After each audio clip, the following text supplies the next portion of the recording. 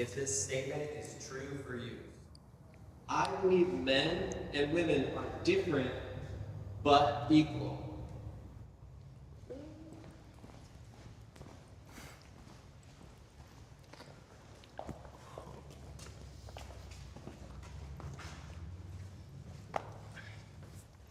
I know as a woman that I don't have the same physical strengths. Men and women are built differently. I think whenever things are built differently, it's for a reason, right? But at the same time, the amount of limits that have been put on women historically, like the fact that not too long ago we were just allowed to start voting. Even today, like the wage gap, just all types of stuff. Like women just don't have a lot of rights that are just, it should have nothing to do with what gender we are to be able to be paid equally or just be treated with respect. So, yeah. I do believe that, of course, there are biological differences between men and women. And of course, there should also be legal equality. Of course, I disagree with the idea that women face systemic discrimination. You just mentioned the wage gap, which has been debunked so many times. I've studied evolutionary biology quite a bit. And men and women are very different from not just a physical, the bone structure, the neurological department as well as the chemical balances. And also, I don't believe that men and women are equal under the law either, or they should be rather. Children are not equal under the law. And it's not because we hate children, it's because we love them and we want to protect them. So if you believe we're not equal, then that you're inferring that one would be greater than the other. Well, so let me So that's chime why in I'm with trying my to- perspective. yeah. As far as not being equal, I don't think that that necessarily means inferior or superior. When it comes to certain things like roles like childbearing, a woman is going to be far more productive and a lot more nurturing than, say, a man. And when it comes to doing a lot more of the heavy lifting and the work, a man is probably going to be more suited for that role. And I don't think that that makes them any better or worse. We are just built, created, and born different. I would also like to elaborate. I am not saying that they are worse overall or better overall. They complement like each other. Like he said, yeah, they do. They complement each other beautifully. They work very well together. We when need they each other for working in that for offspring. I mean, that's part of the beauty of it. And I think trying to equalize them and make them the same and transition and all that, I don't believe is going to be the most conducive when it comes to raising children, but also just for overall well-being. I want to note that you brought up children being unequal to adults. I just hope you weren't comparing women to children. I mean, it was technically a comparison of women and children. I don't need you to protect me. I just need you not to harm me. I can protect myself. I'm very capable of doing what I need to do. Okay? Okay, sure. 100%. All right, so first one out the way. Got heated pretty quickly. Oh yeah.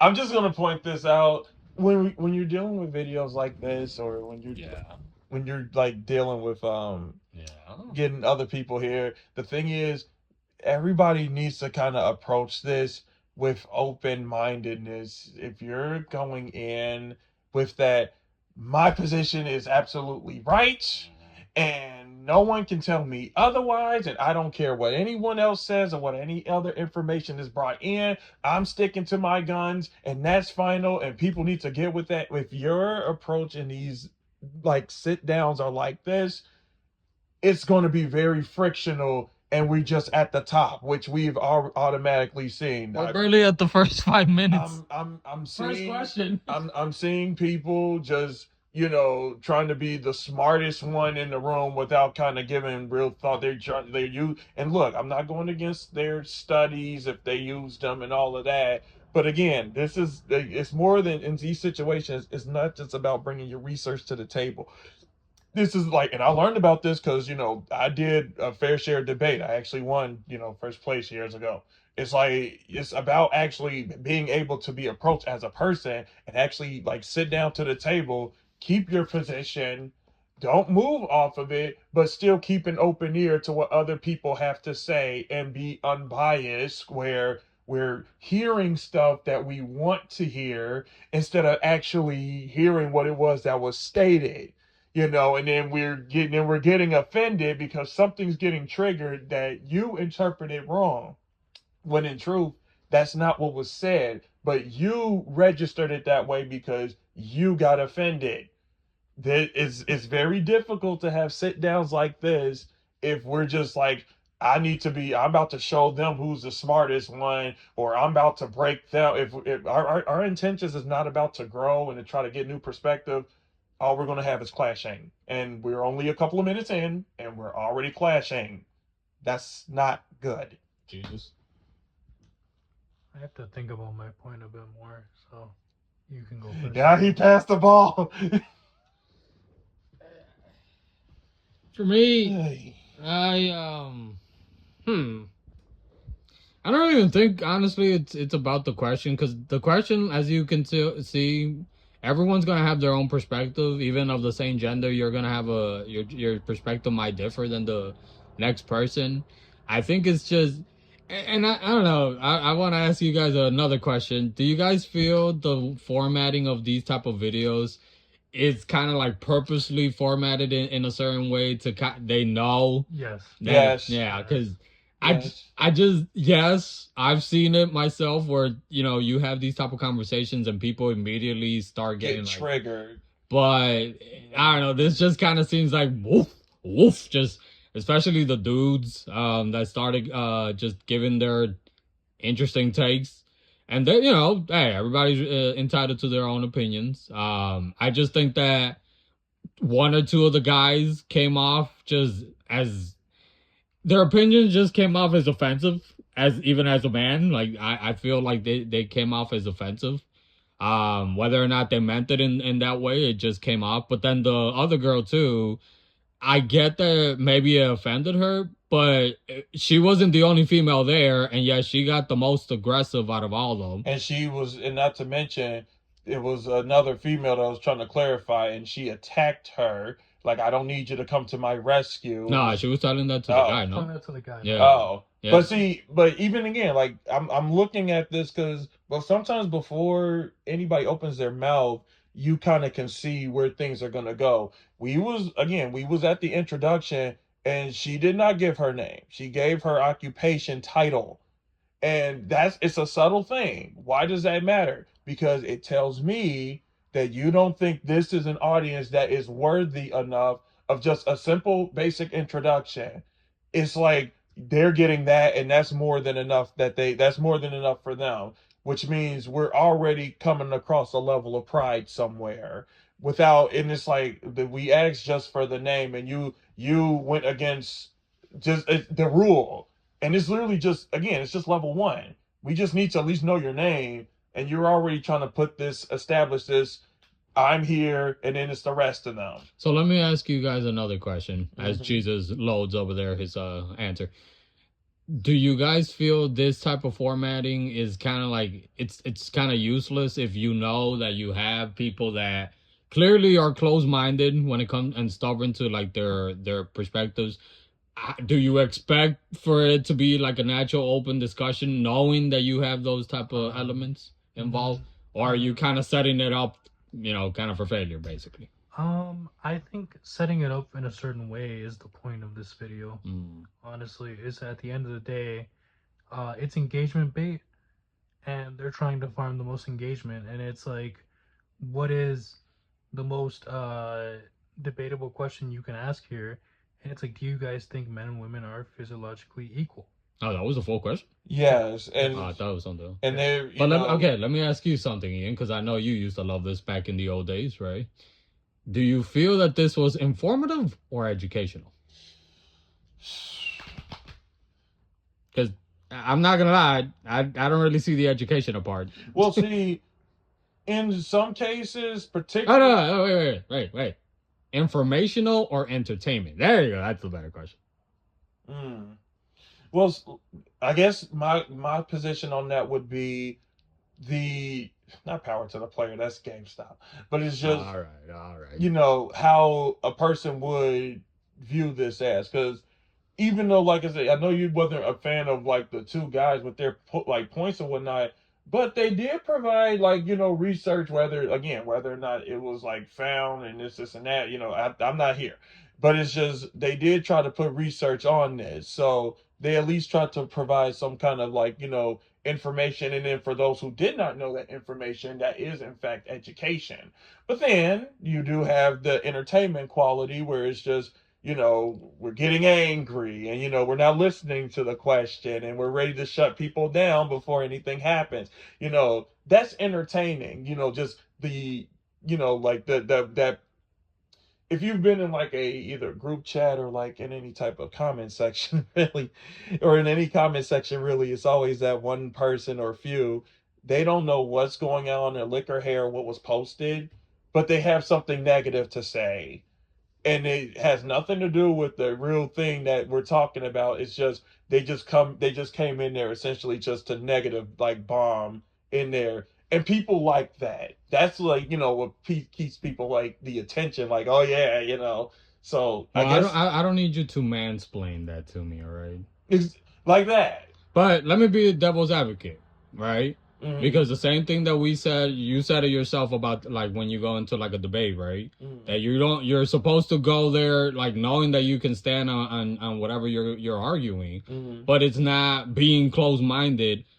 Don't you feel that the guys, the way that, again, they have every right to their opinions, and I'm not disagreeing with what they said exactly, because there are signs, there is science behind what they said, but for me, the way that they came off, both in the wording, but also just the way that even, one of the guys, the way that he just like expressed himself, Their attitude is very slow. it's See- you're already coming in with that closed-mindedness. and that's The same thing that we're saying about the female, that she's being very closed-minded. That's what I'm saying. To me, it's like this argument, it's kind of setting it up for failure, because you got two people, and because the other guy wasn't really that bad, Not like really. the way his attitude. And Alicia was okay. Yeah, I really like Alicia's statement. But Hey, how come the other girl didn't get anything? why not? We got the pieces here. I just thought about that. Because that, again, like you was talking about, like whether or not that could be used as entertainment, and it's like you could see that because they did like mishmash, these different personality traits and whatnot. Because I mean, in a debate, I gotta call it. I've seen it where it's just, again, before sometimes a person opens up their mouth with their perspective, there's a lot of unspoken communications happening down to like, just their gestures, the way they're coming off. These are unspoken cues. And those unspoken cues can honestly have way more, sometimes, persuasion than anything that proceeds out your mouth. All right, let's try that right now. Go ahead. Argue something. Just anything. Do you think that men and women are physically equal? I have something to Wait, hold on. I want Ian to answer first. Go ahead, and then I'll give my Go ahead. What am I supposed to do? Yes or no? Just say it. Men and women are physically equal. No. All right, now ask me that. Do you think men and women are physically equal? 9, 11. All right.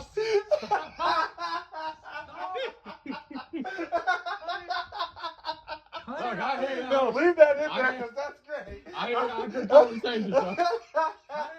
If Jubilee ever asked me to go debate, that's going to be my response to everything.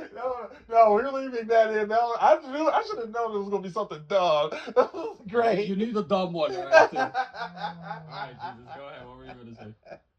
I was gonna say. We got to move on to the second question. Come on. No, it's fine. Never mind. Oh, go ahead. No, because my question is just never mind. Jesus, I don't need you to protect me, all right? Mm-hmm. All right. Let's do one more question. Toxic masculinity is real.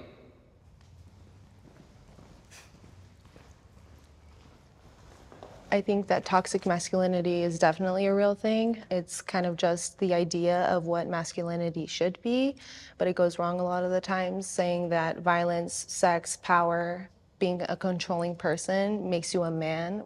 I see it in very unfortunate places, like when the young men or boys in my family, even from like toddler age, are told, you shouldn't be crying, boys don't cry. And what that turns into, I see it when I'm in a bookstore and a guy who tries to get my number says, why y'all always gotta act like that? And he sincerely had this like cracking voice, like he was hurt, but it was an entitlement.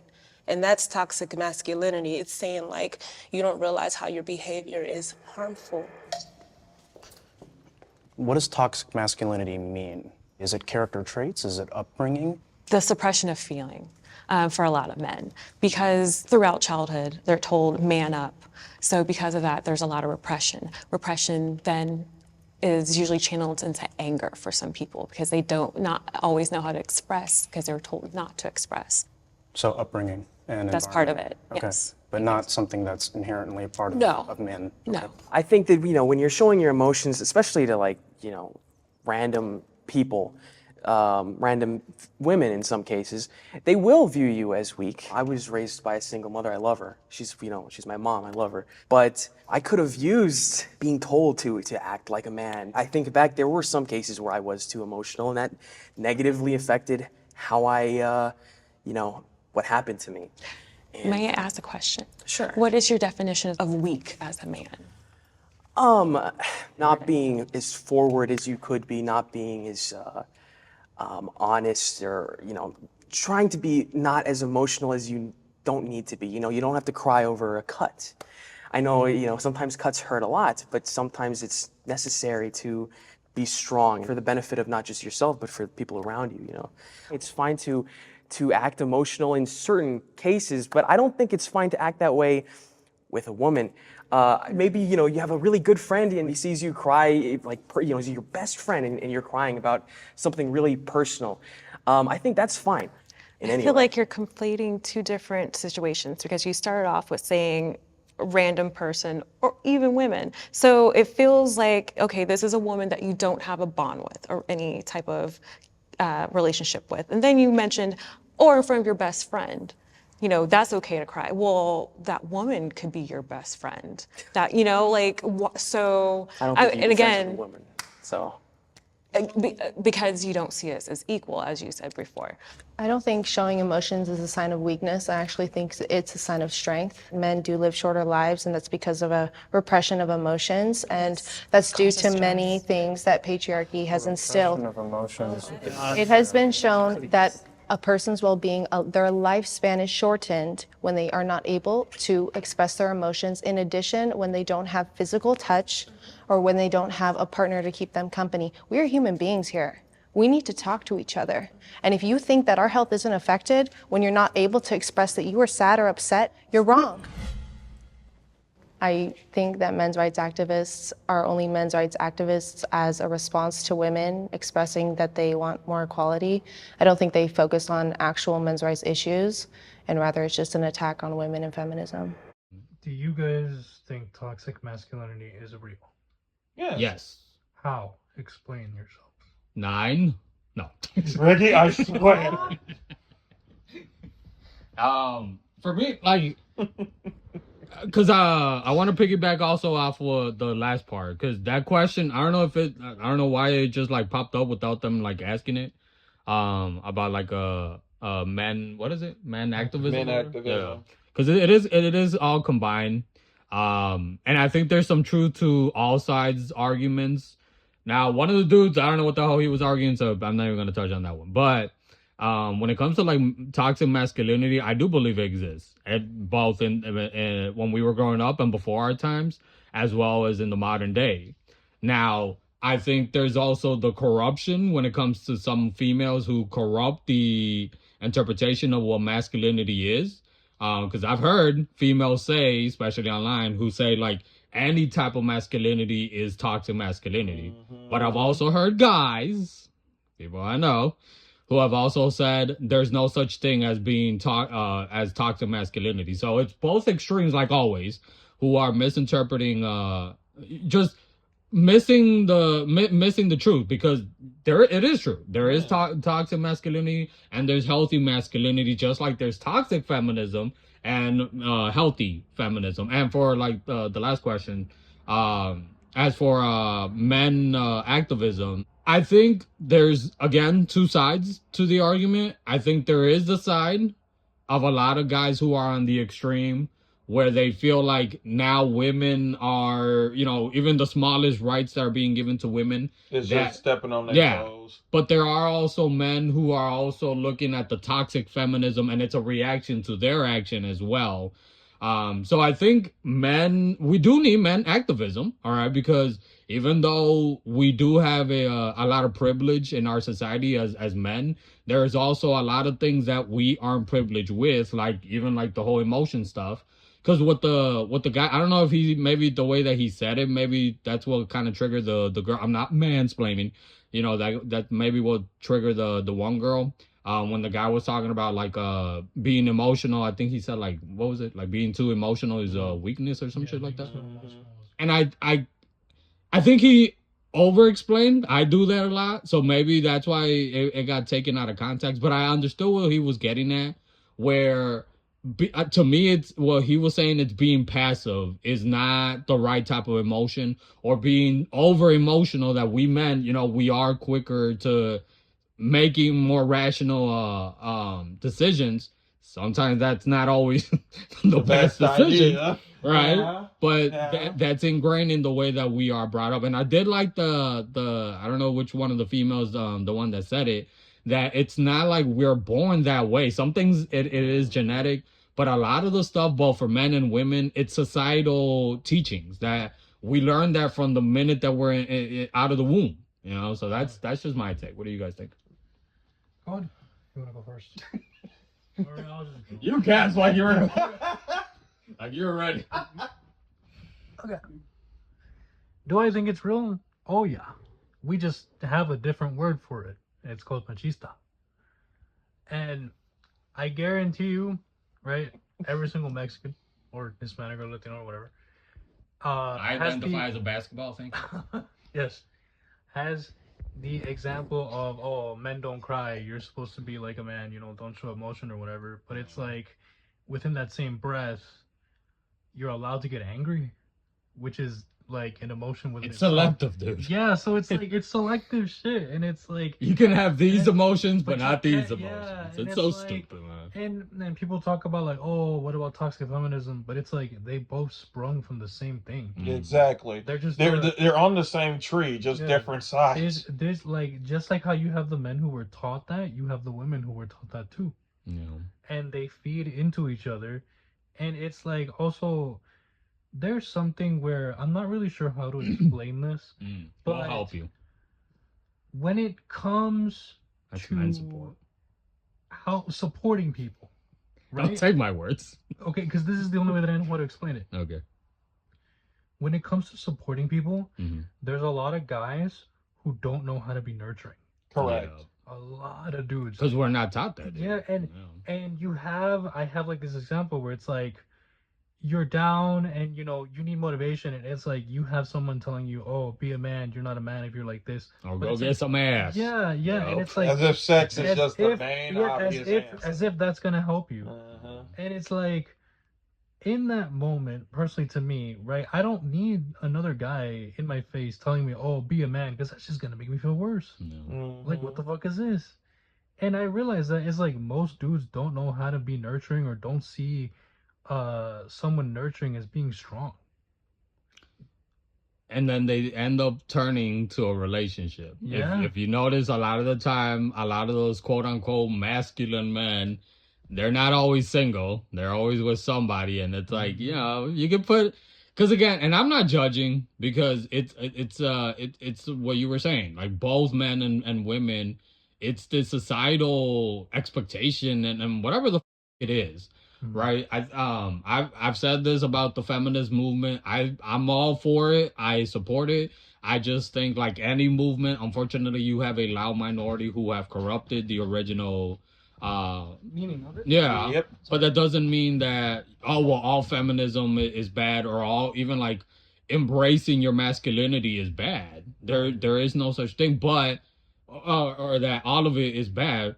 But we have to be honest with ourselves that there is some things that we can improve Yep. in both ends, because we do need each other. I think somebody in that They did. argument said, like, we need each other, and yes, biologically, emotionally, socially, everything, we're going to be different, but we still need each other. Correct. Like, even with us, like the three of us, I think in different ways. I'm the most emotional one because I'm constantly crying, believe it or not. Yes, you are. Ian doesn't cry for anything. He's a stone wall.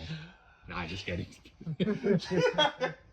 But we're different in the way that we're there for each other, though. You know, like if Ian comes and he's like, you know, I lost a foot, I'm like, shh, get over it, get some ass. Why am I losing a body part? Matter of fact, crying session after this video. We're gonna hug him. Just dwell into bromance, all right? Over a lost foot. Yeah. Yeah, get the f over it. What are your thoughts about? Yeah, what are your thoughts about your broken foot? Well, if you want to know, since I'm so emotionless. 9. Oh. Okay, so my thing is this. The first thing we need to understand is that when you're born a male, when you're born a boy, congratulations, you're masculine. When you're born a female, feminine. Now, as you get older, the definitions of what you define to be masculinity and femininity is what shapes how you see yourself as that masculine man or that feminine woman. And like I know that we talked about it, like Jesus, you mentioned it, where it's just the problem, it's cut from the same cloth. Because the truth is, we're dealing with like the real subject of this is toxicity. That's the root. And then the two branches, masculinity and femininity, on two sides of the same tree. But the root of this is toxicity. And so while we hollering and yelling about who's more and who's less, it's like toxicity is the root cause of this mess. Because there was a lot of things in this thing I did agree with. For one, yes, like as men, we're typically not, our job is to provide all of that, protect, and I'm not saying there's no room for that, like that is important, but we know that there's more. I got a bias because, I was blessed enough that I have a mom who did not teach me or my brother like that. Where, yes, she wanted to ensure that both of us knew that we were young men and, provide and protect and all of that. But she ensured that in our training, we also learned the importance of having emotions, that these are emotions, like anger is not the only emotion, and just being neutral or stone faced is not an answer either. Like she taught us that we got a whole range of emotions and we should express them accordingly. And not just that's my experience. I know there's others who did not have that. And so I'm going to only speak for men on this part because, well, that's me. And so, Men. exactly. And so, I know that a lot of them, they just went to the default of just, don't cry, don't show weakness and stuff like that. And it's just, as you get older, which is funny, like as you get older, the goal in your maturity in any capacity of gender, you need to start challenging the stuff that it was that you were taught. Even if it sounds like doctrine, even if it sounds sound, it might not be. You should be questioning some of this stuff. Like, I mean, I'll never forget it where when I was younger, there was this very young female that kind of aggressive. My mom saw it, and she'd be up in my face, and even Cameron, my brothers, and she would be just up in our faces, just just kind of being a bit aggressive, but we wouldn't put hands on her. And I will never forget it. My mom, she pulled us to the side and she was like, listen, I don't want you guys laying your hands on female and you're giving us that. And then we like, okay, mom. But then the follow-up statement, do not let them put their hands on you. Do not just let them, they do this either. She was telling us that because she's a female and she knew that there's females out there who would they do that purposely to try to get a man out of their space and into something else and stuff like that. And so, it was wait, you're telling us to not put our hands on her and do stuff like that. And then she's like, yeah, she's like, what I'm telling you is you need to have self-respect too. She was teaching us from both sides of the court the best way that she could. So let me ask, I guess I'll be the devil's advocate for anybody who's listening and might point this out. because I see a pattern with the three of us. Not to put everybody's business out there, right? You just shared your mom raised you and your brother. Jesus, your mom raised you and your siblings, right? You have female siblings. My parents are still together till this day, but I was closer to my mom, and also have two older sisters plus a female older cousin, Kika, my cousin Erica. Do you Shout out, guys by the way. do you guys think that we see things a little bit different compared to somebody like another male that actually had a better relationship or a closer relationship to their father You figure? could make that argument. I'm going to use my own experience as an example. I hope so. So, my step parent wasn't much of a father to me. Mm. You know, it is what it is as it is. He didn't really see me as his own son to raise. Now, with that comes a silver lining.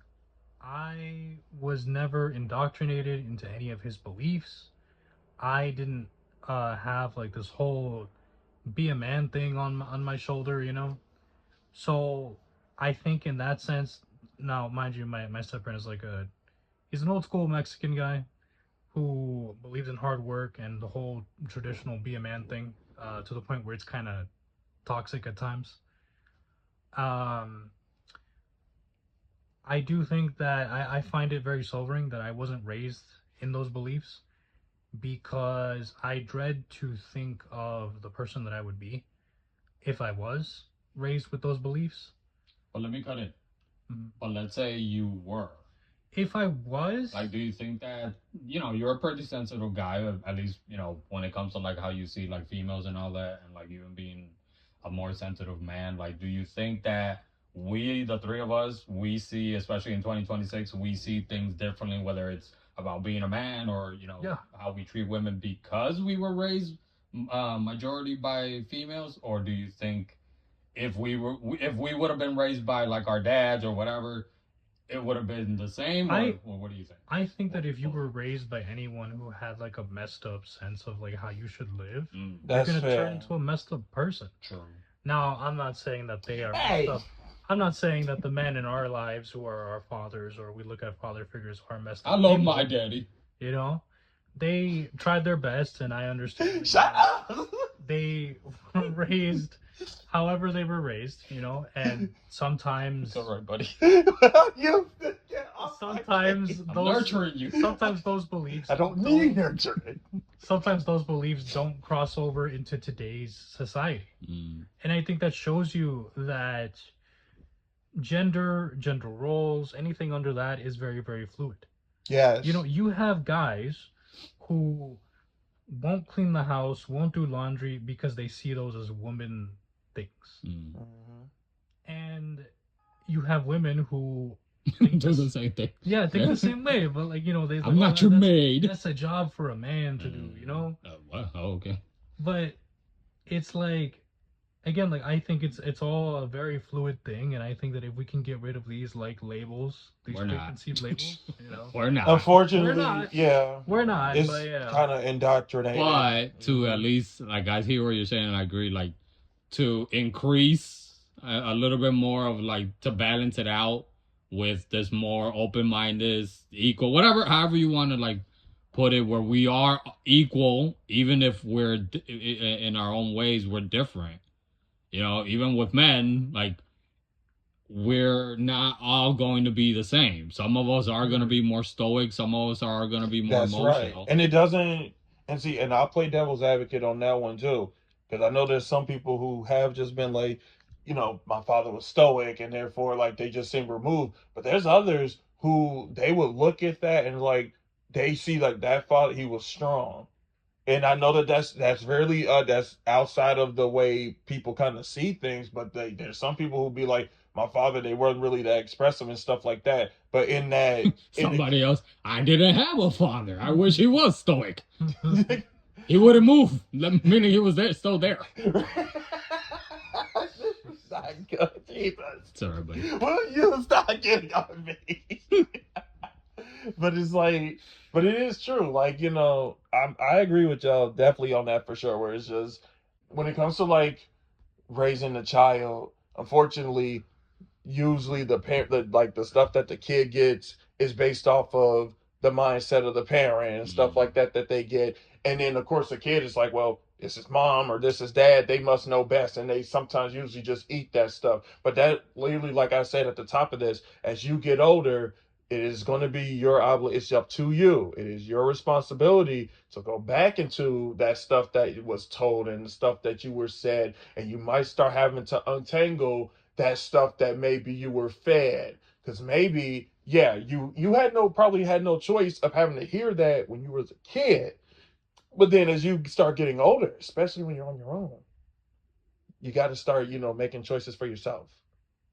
So I want to wrap up with our own little Jubilee moment. I want you guys to imagine your future children 10 years from now when they're listening to this video. What is the advice you would give to your son and daughter? Don't give me that. I'm not going to have any kids, Jesus. Okay. I want you to pretend. I think the advice that I would give them both, because it goes for both of them, right? The world is going to teach both of you many things, right? It's up to both of you as to what you want to take with you. And if you take things that don't exactly fit the ideas of the current generation that you're in, then it's up to you to figure out whether you want to change or not. Please tell me that when you talk to your kids in the future, they're gonna be on a rocking chair doing the. Oh God, I'm gonna be the old. The way you kind of lean forward. I'm gonna be the old guy. I hope not that old. Jesus. Dude, you're younger than us, so that shouldn't be. My goodness. All right, Ian, get your rocking chair. What are you going to tell your future children? Okay, well, I'm gonna say a king's time is ruler. All right. Well, I think really for my kid, it's very similar to what Jesus said. It's just, but more specifically, even as their father, that I will teach them the best that I can. That I'll give them the best knowledge that I was blessed to have from my experience and stuff like that. But my advice is that as they start having experiences of their own, and they start, going through their own life journey and stuff, if they come across points where just what they have questions or they got ideas and stuff that either might even completely contradict what it is that I put instilled into them or their mother or something like that, then bring it up to the forefront. At least just be honest about it. Do not just run with it because, well, my dad said and my mom said, because I may have said that, and I get it. I am, because they're my children, I'm, they're, forerunner in front of them. But I'm still just human, just like they are. And, I just want them to be honest, where it's like, Dad, this doesn't make sense, or Dad, I'm not really, understanding that. And then, we can say, if I can explain it, or if it's even something, a new concept to me that I'm not familiar with, then I can be honest and just be like, I don't know about this. I'll look into this, try to see it from their perspective if I can, not trying to make sure that these roles are still, make sure these roles are still understood, that I'm the parent and they're the child. But I do see that in their development, they might come across stuff that goes against the stuff that I taught. And it might not be necessarily that what I taught them was wrong, but it just does not apply to them. And, they might want to adapt that, but it's just, be honest, where it's just like, Dad, this doesn't make sense. I can speak for me. I'm enough to at least admit if I'm wrong. And just I'll there's stuff that even they got to teach me, because it is going to be a different world than it is now with me not having kids. So for me, I want you guys to remember that regardless of your gender, regardless of what society tells you you're supposed to be, I'm going to love you no matter how you're born. Definitely. And regardless of man or woman, boy or girl, remember that your self-worth is not attached to any of that. And no label is going to give you that self-worth or meaning or happiness, joy, acceptance, any of that. And do not depend on that validation from anybody, whether you're a woman or a man. Remember that you lead by your own example and you don't follow anybody else, because I'm tired that in our times, what I've seen men saying, "Oh well, men." As a man, I don't need a woman to tell me this, and we see it now with women. I don't need a man to tell me this, but yeah, we let our own gender tell us what it means to be whatever gender we belong to. You make that choice of what you want to be, how you represent yourself. But remember that regardless of gender, be a good person. Yep. Be happy, love yourself, love others, and just be a good person. So with that being said, guys, we'll see you guys next time. Take care. And these conversations are important, but like I said towards the beginning,